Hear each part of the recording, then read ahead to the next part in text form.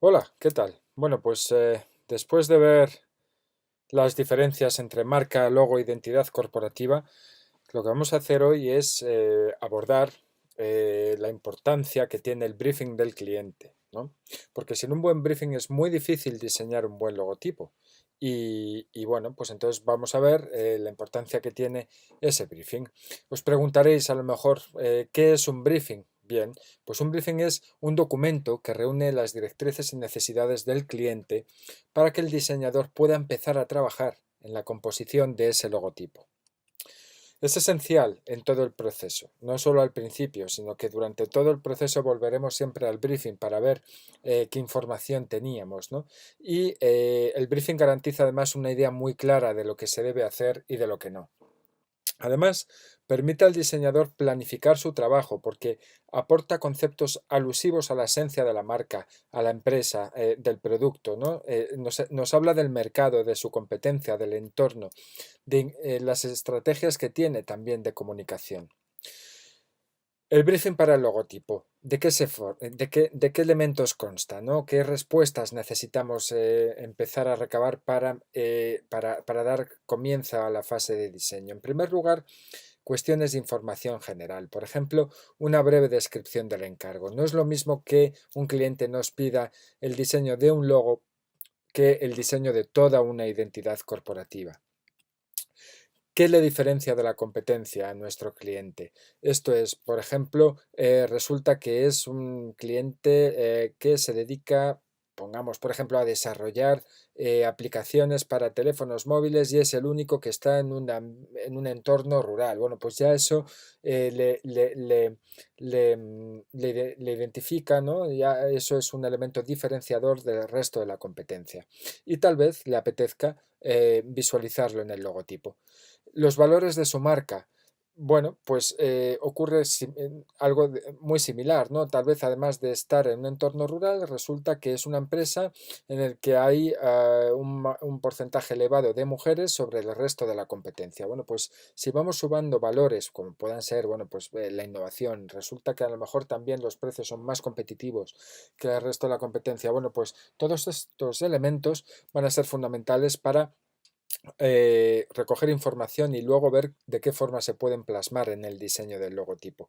La visión que se quiere proyectar, ¿no? De la empresa ocurre igual. ¿Qué o a quién se quiere atraer? Ese público objetivo, ese target ideal. No es lo mismo diseñar para alguien de la generación millennial que para nuestros familiares mayores, ¿no? Información también sobre la identidad visual actual en caso de que la hubiera y de que nos pidieran un rediseño del logotipo actual. Bueno, pues en ese caso necesitaríamos material gráfico con la identidad visual corporativa actual en caso de que existiera.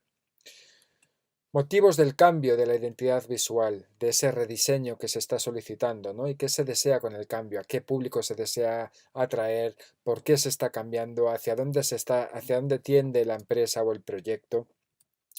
Referentes gráficos si los hubiera. Muchas veces cuando se habla con el cliente, bueno, pues in- habla, ¿no? De sus referentes. Bueno, pues a mí es que me encanta, por ejemplo, las series de ciencia ficción de los 80. Resulta que para mi proyecto irían fenomenal. Bueno, pues ¿qué series en concreto, no? Entonces pedimos referentes concretos para saber cómo eran los logotipos de esas series o esas cabeceras, ¿no? Para hacernos una idea de lo que quiere el cliente. Información sobre la nueva identidad visual. Bueno, pues tiene el cliente una idea inicial, que nos la cuente si es así. Y si no lo es, seguramente que con buenas preguntas podremos sacarle información de esa idea inicial. Palabras clave que definan su marca.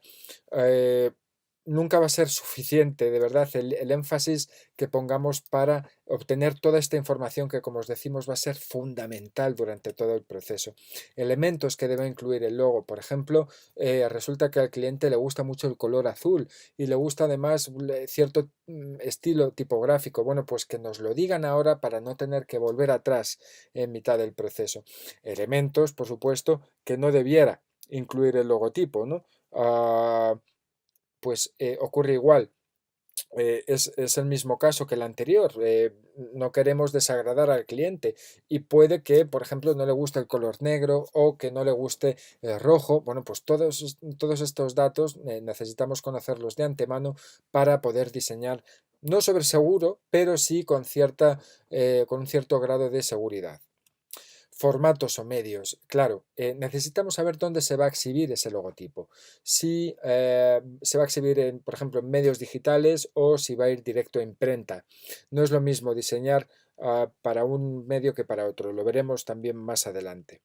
Y por último, bueno, pues un manual de identidad visual corporativa necesitamos saber si es necesario o no. Muchas veces nos piden el diseño de un logotipo acompañado de un manual básico.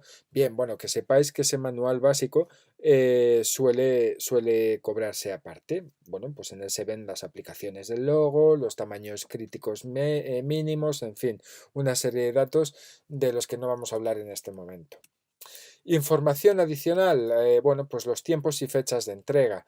No es lo mismo diseñar un logotipo con un tiempo limitado, pongamos de 2 días, que con algo un poquito más de tiempo, pues como puede ser 2, 3 semanas. Normalmente los clientes siempre nos van a decir que lo necesitan cuanto antes, pero bueno, ya sabéis que este tipo de respuestas es muy relativo.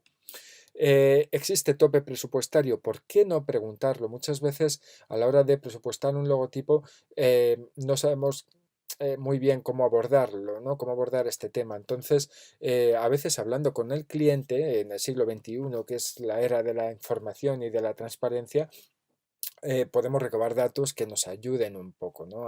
También a conformar nuestro presupuesto. Otros datos de interés. Cualquier dato, ya os digo, será importante. Recordad que el briefing es esencial para el diseño del logotipo. Sin un buen briefing es muy difícil que lleguemos a una buena solución, a un buen diseño, un diseño que en definitiva cumpla las expectativas de nuestro cliente y que por lo tanto quede satisfecho, ¿no? Forma parte de esta fase previa de investigación. Antes de diseñar necesitamos recabar información y el briefing es esencial. Cuanto más exhaustivo sea un briefing, más garantías de éxito tenemos. Si el cliente no proporciona uno, será el diseñador quien a través de medios de cualquier tipo, ya sea por escrito, una llamada telefónica, bueno, pero necesitará recabar información suficiente y necesaria para diseñar. Hasta aquí nuestro capítulo de hoy hablando sobre briefing. Os emplazamos para el siguiente capítulo en el que veremos los elementos de la imagen corporativa. Muchas gracias.